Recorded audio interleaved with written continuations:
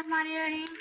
अस्सलाम वालेकुम जी, वेलकम कर रही हैं तुहाडा अपने चैनल दे विच देसी रंग। मैं विश दे संग उम्मीद करती हूँ कि सब मेरे भैन भाई ठीक ठाक होंगे। अल्लाह के करम ते फजल ना अल्हम्दुलिल्लाह मैं भी ठीक हाँ जी। आज तुहाडे वास्ते ब्लॉग लैके आई हूँ बड़ा ही जबरदस्त रेसिपी का ब्लॉग। तुसीं वेखण दे होणे कि एड्डी वड्डी देग चुक के इन्हें उपर रखवाई है ते किहड़ी शैल बनाउण लगे जी देग वो तुहानूं दसदे हाँ। तो इस तो पहले जी मेरे चैनल में सबसक्राइब कर लो, बैल आइकॉन की घंटी जरूर बजा लियो। तो अगर मेरी वीडियो तो तुसीं नवे हो तो बैल आइकॉन की घंटी बजाने का यह फायदा हो जाएगा कि जो भी मैं वीडियो अपलोड करांगी तुहाडा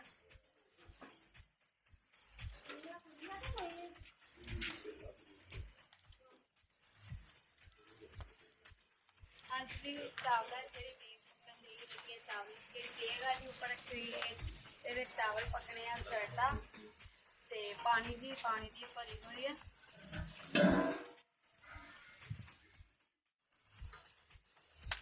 इन फुल पानी का भर लिया, जो उबाल आ जाएगा उदों उसमें चावल पावांगे। चावल पावांगे पानी पावांगे।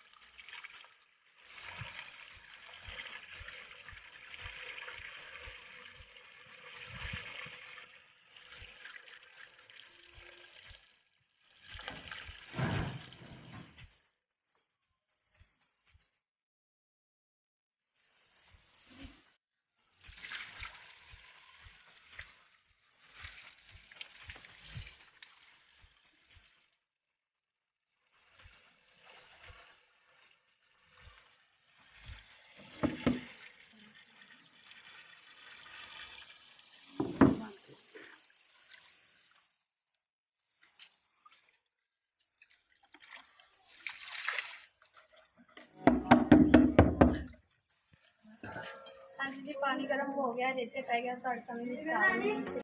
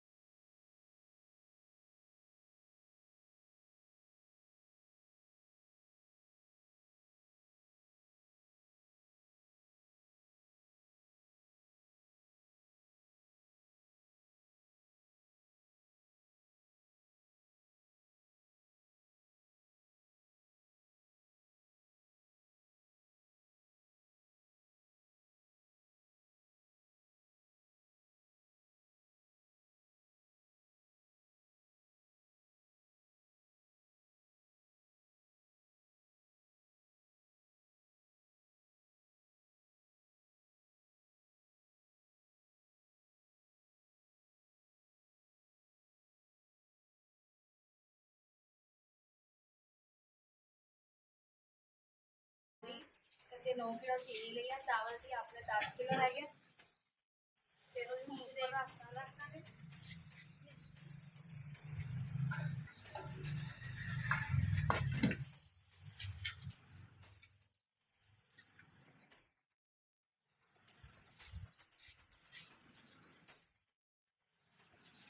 ਚੰਗੀ ਤਰ੍ਹਾਂ ਜਿਹੜਾ ਮਿਕਸ ਕਰ ਲਾਂਗੇ।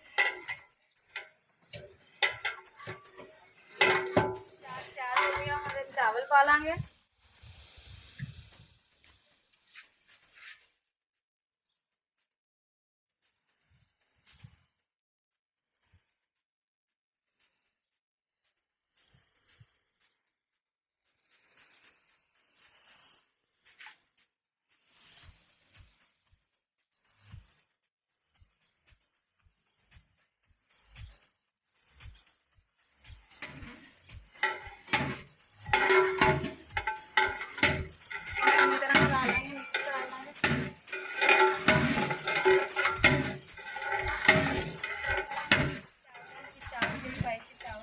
ਹੁਣ ਦਮ ਦਾਂਗੇ।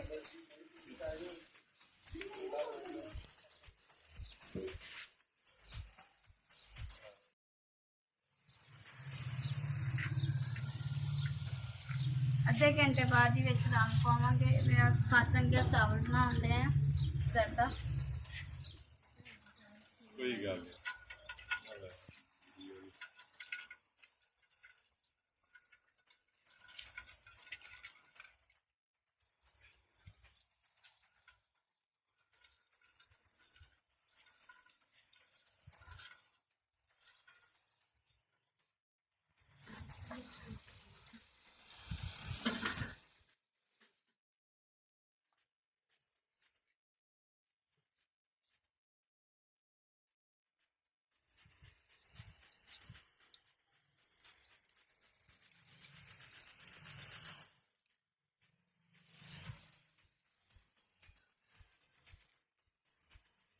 कलर पा लेंगे जी।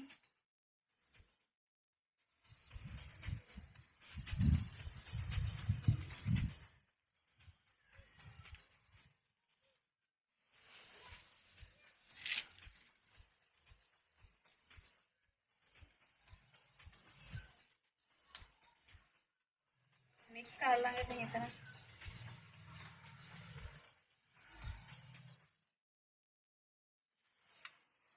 दूसरा कलर चमची पाने तो पहले चमची चंगी तरह धोवांगे पानी दे। ग्रीन कलर में बना लेंगे।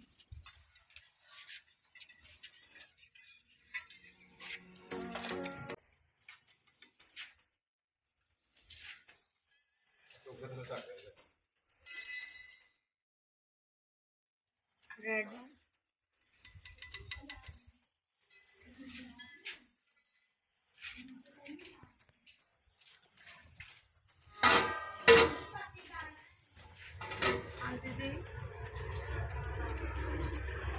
चावल का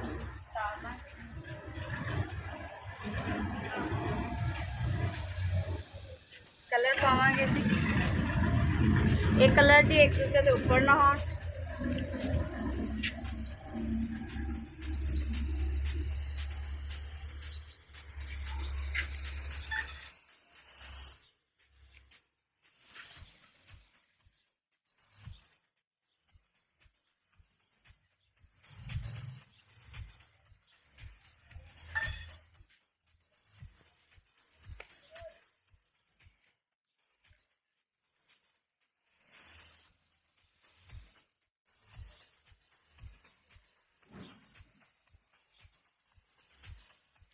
ते माशाल्लाह कितने सोहने लगन दे। कलर बड़ा ही जबरदस्त।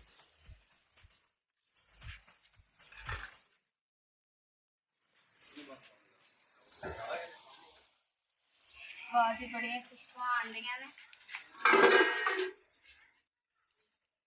चावल बन के तैयार है। हम सो भी पा देंगे। दम भी लग गया।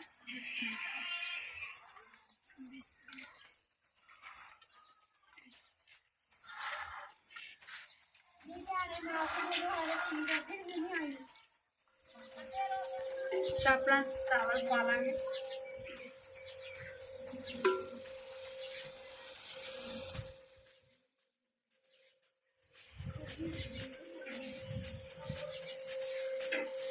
ਵਾਸਤੇ ਟ੍ਰੈਕ ਕੀਤੀ ਹੈ ਤੇ ਤਕਸੀਮ ਕਰ ਦਾਂਗੇ ਲੋਕਾਂ ਦੇ ਘਰ ਛਾਪ ਪਾੜ ਕੇ ਤੇ ਨਾਲ ਨਾਲ ਸਭ ਦੇ ਘਰ ਲੈ ਆਣਗੇ ਬੱਚੇ।